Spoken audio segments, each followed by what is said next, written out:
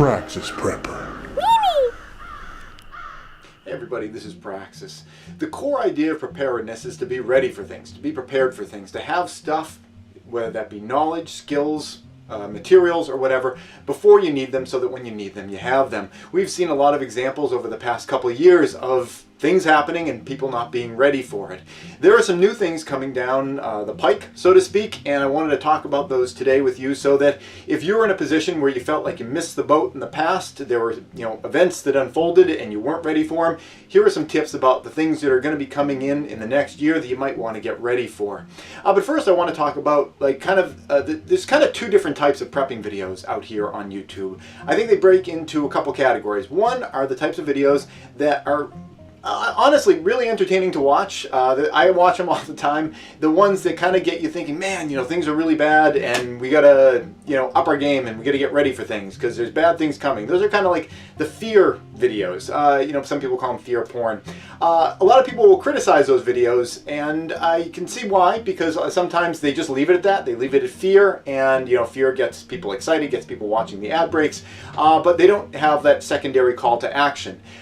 Insofar as those, light a fire under your butt and get you interested in learning more and getting ready for things, those are totally fine. But if you just end at those videos, you're really not doing yourself anything other than the service of entertaining yourself. The other type of prepping videos out there are the ones that actually teach you something, give you some knowledge that you didn't have before and put you in a better position when, the shit does hit the fan. And, we've seen occasionally it does. So it's important really to watch both of those videos. I guess the fear ones you can do without if you don't need those. They're fun. They kind of get you focused and thinking about the importance of all this kind of stuff. But again, if you just end at those, you're doing yourself a disservice. There are many channels out there that have one type of video, many channels that have the other type of video, and some channels that kind of jump back and forth. I like to think that my channel kind of gives you a mix of both. A little bit of fear and a little bit of knowledge at the same time. But mostly in this video, I want to talk about a bit of knowledge that I want to share. And it's not my own knowledge, it's something I stole from Ontario Homestead. And it regards big bags of flour or feed for your animals. I perpetually forget how to open these. I'm going to share with you how to open these in this video. But if you want to go directly to the source, you can go to Ontario Homestead's YouTube page, and he has a very concise he's going to show you better. So go to his page if you want to learn how to open up these feed bags. I'm going to do it here in front of you. The only thing that I'm going to be doing better than Ontario Homestead, as a matter of fact, is I'm going to use a sharp knife. Look at the video below. That's a ridiculous. He's practically cutting these things open with a spoon. It's horrible. But I'm going to use a sharp knife. But other than that, go to Ontario Homestead if you really want to open these up. He shows you better about how to do it. What I want to talk about, and I'm going to start here on the short end, as I learned. I always have to watch Ontario Homestead's videos about how to open these bags every time I get a new bag, because I always forget every time. What I'm going to talk about isn't specifically how to open these bags, because I'm not a pro at it. And you can see I'm having a little trouble. What I want to talk about, oh, there we go. Made possible by Ontario Homestead. There we go.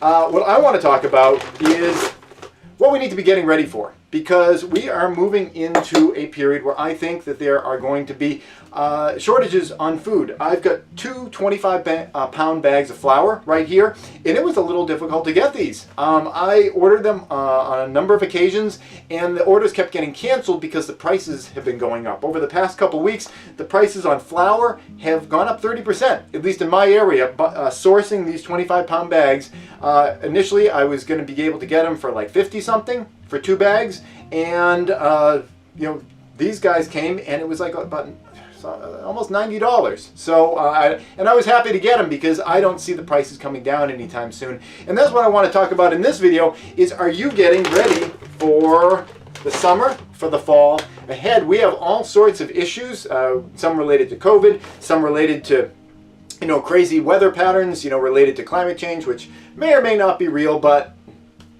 the planet's certainly acting like the climate is changing, so I don't know if it matters whether it's imaginary or real or whatever. If it quacks like a duck and looks like a duck and all those other things like a duck, you might as well treat it like a duck. And the climate does seem to be changing, and it is causing problems for farmers. And farmers are the people that we rely on for food. So I would highly recommend get your pantry in order sooner rather than later, like now, like today. I'm going to put links down in the description below to a bunch of different things that you can get right now to get yourself kick-started. There's all sorts of places online that you can order bulk food and things like this. And I love these containers. These are, they're dog food containers, but they are FDA approved plastic. I know there's some purists that just say never put any food in plastic ever. I wouldn't put like a liquid like soup, because then you may be making plastic soup. I don't mind putting dry materials into these things. Is it as good as glass? No. It'd be great if I could get gigantic containers like this made out of glass, but the reality is that just things like that really just aren't very freely available. So I use what I can get. Something's better than nothing, and I like using these. One of the things I like about these large containers is that they can hold 2 25-pound bags of flour or oats or whatever. They're kind of convenient, because if I buy 2 25-pound bags, I can put them in. Whoops, glad that wasn't the knife. And, it pretty much fills it up. So what I do is I take my flour, and you're going to notice how much dust gets kicked up here in a moment. I take my flour and I put it in here. I always keep a scoop in here, and I put desiccant packs. These are for reducing humidity in there. I always put one all the way at the bottom, and I pour one bag of flour in, and then I put another one at the top. When I go to pour this flour in, it makes a lot of dust. You'll see in the front here it's labeled white flour. I usually buy white flour and whole wheat flour. I like to try to let the bag kind of open up as much as you can. I think it probably somewhat minimizes the dust. There you go. As you can see, this is Great River Organic Mill wheat white flour. I usually like, again, getting whole wheat and some white, and I kind of mix them together when I make breads and whatever I'm making. All right, so that one seems pretty much emptied. I'm going to do another run at this thing here. In the video from Ontario Homestead about how to open these bags, it seems like the bottoms of these bags are actually the place to go. It says when you've got these things, they usually have like one long string on one side, one short on the other, and you go for the short. Again, it's nice to have a sharp knife. Alright, and then you just kind of peck at these away, and eventually it turns magically into that. There we go. Again, thank you, Ontario Homestead, for that skill. It's really important to get out there and learn real skills. Don't just stick your YouTube prepping repertoire to, the fear videos. Those are fun, they're exciting, but it's not what you ultimately need. You just need to have known that some bad thing was going to happen. You need to know what to do about it. What the hell is this? Great River Organic Milling Company. This stuff looks darker. It looks darker to me. Did they ship me the wrong one? Unbleached wheat bread flour. Okay, I think it's just it's a little darker. I guess that's okay. Honestly, at this point, I'm just happy to get whenever I can, because things are starting to have the prices go up and not be available as much. The other thing, there is one other thing other than food that I would highly recommend you think about right now, and it relates to Fukushima, is Japan is about to start dumping their radioactive wastewater into the Pacific Ocean. Anybody with any kind of a brain in their head knew they were going to be doing that anyway. They promised they wouldn't do that. They said that's terrible. Of course we would never do that. We're going to be responsible and not do that. Years later, they just run out of room. Of course they can only store so much. I'm going to put the desiccant pack in there, put my scoop in there, and put my lid on. Trying to keep it all as clean as I possibly can. Japan is going to start dumping radioactive water into the Pacific Ocean. If you are a fan of any seafood, now would be a good time to stock up before they start dumping that stuff in. Stock up on fish or whatever you get, put it in your freezer, and you'll have food that is not contaminated with radioactive material. Now, some people might say, well, that's just ridiculous. The Pacific Ocean is so big. How much can they possibly put in? Stop worrying about tiny little things like that. You wouldn't even be able to notice it. Well, I have a Geiger counter, and I was running tests of seafood when Fukushima initially happened. That event happened, and you could see the bump. The radioactivity of the material I was buying went up, and then kind of kind of went back down. And that's data. That's good to, it's good to keep that in mind. You know, people will say, you know, you got people that, you know, I mentioned earlier that would say, oh, it's ridiculous. The ocean's so big, you're never even going to notice about it. Stop worrying about nothing. Then you get other people that just say, the ocean's already so incredibly contaminated that, you know, why even need anything out of it in the first place? You know, it's like, the event happened, it's like the Pacific Ocean's done. You know, don't eat anything out of it anymore. It's going to be radioactive forever. Look at the data. And I collected real data on it, and you could see it rise, and you could see it fall. You can only get that kind of data if you have the tools to gather it. It's hard getting information. You know, you go on YouTube and you get like the fear porn sites that tell you just be afraid of everything, give up. It's like, you know, like why even bother? The world's already like, you know, horrible and it'll never get better again. And then you have the people that say like, don't worry, it's all fine. Just, you know, jump right on in and don't, you know, radiation? What's radiation? It's a huge ocean. You know, how can humans ever have an impact on our planet? You know, you got these people, they have an agenda, and they cherry pick facts. You can always find facts to fit your case. And they can make really convincing arguments. And, you know, the risk for you and for me is that we have a preference, a bias, you know, what we would like the world to be like. And, you know, there's a natural tendency to go out there and try to seek out people that agree with us and will convince us of what we wish were true. There's a huge human desire to do that. I know with COVID, I've experienced that myself. I want COVID to be over, and whenever there is data out there that seems to suggest, it's all just about to disappear, you know, I can feel my being drawn to that. I want to believe that more. And then when I see some contradictory data that, oh, you know, there's this other strain and there might be kind of a bump and maybe we should be careful a little bit longer, you know, there's a tendency in me anyway to want to disregard that. It's like, well, you know, these studies, you never know about them, you know. I think things are going to be all right. You got to really counteract that. Be actively counteracting your own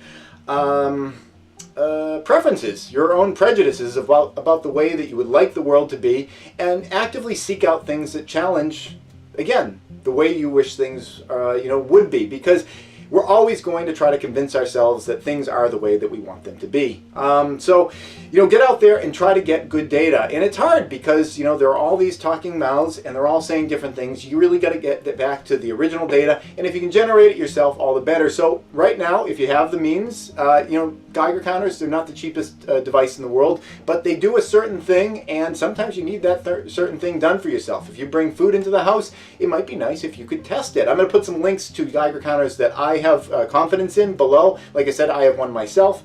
And, you know, it's important, you know, when it comes to the health and well-being in your family, you know, when I go grocery shopping with my boy, you know, it's just a couple, you know, we go out like, you know, once or twice a month, and it's a couple, you know, several $100s when we go out. My boy will always say, wow, that's so much money. And I tell him, it's like, well, that's what money's for.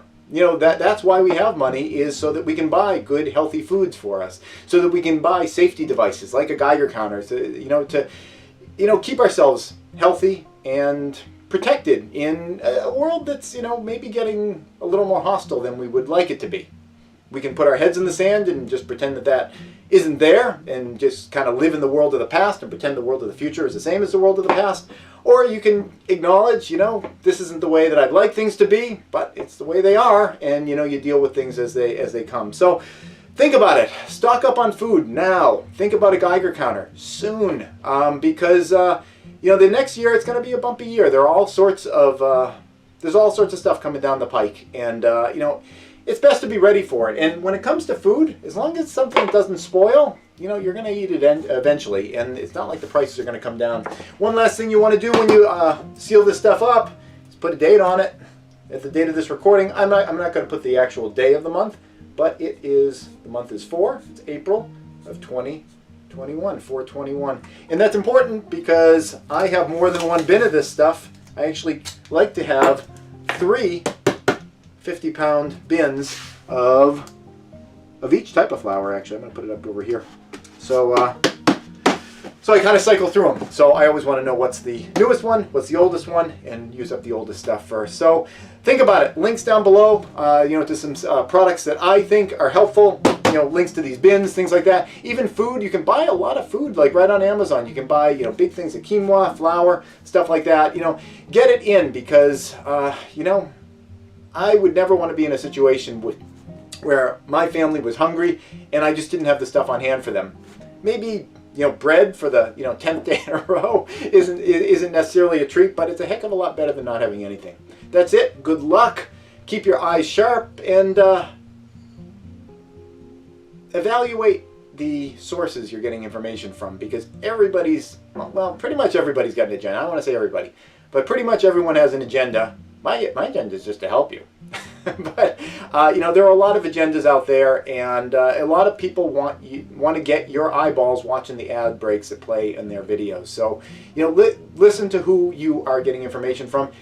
Test the information that they have been telling you over time. Has it been checking out? I know that there are websites over there that are always saying the sky's about to fall. They've been saying it for more than a decade, and the sky didn't fall.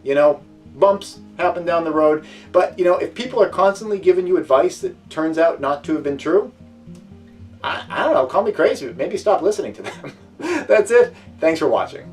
This episode has been brought to you in part by Prescott Caliber Club and Jeske Defense Strategies. Prescott Caliber Club is a federally licensed firearm manufacturer and retail store specializing in firearms, survival gear, and producing great online content. If you want to thank them for supporting this channel, go check them out at PrescottCalClub.com. Please subscribe and tune in every Friday at 4:30 New York time for a new video. And if you'd like to support this channel, you can do so both through Patreon or PayPal.